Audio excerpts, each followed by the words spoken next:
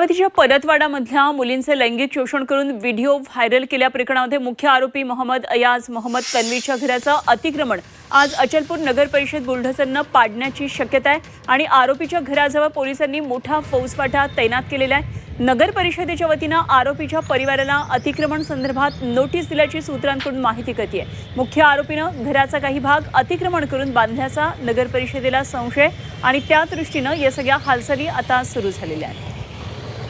तर अनिरुद्ध दवाळे आमचे प्रतिनिधी आपल्याबरोबर जोडले गेले, आणखी सविस्तर तपशील जाणून घेऊया।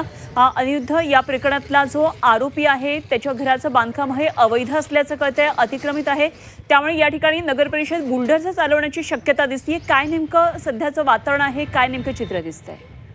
नक्कीच आता जर पाहिलं तर हा जो मुख्य आरोपी आहे याच्या याने काही जागेवरती जे आहे ते अतिक्रमण केल्याचा संशय संबंधित नगर परिषदेला आहे आणि त्यामुळे आता अचलपूर नगर परिषदेने एक काल नोटीस सुद्धा या संबंधानं या आरोपीच्या घरातल्या लोकांना बजावलेली आहे आणि त्यामुळे आज बुलडोझरने हा काही भाग जो आहे तो पाडण्याची शक्यता जी आहे ती वर्तवण्यात येत आहे। आज हा मोर्चा जो आहे तो निघणार आहे आणि मोर्चा संपल्यानंतर आज ही कारवाई होण्याची जी आहे ती शक्यता आहे।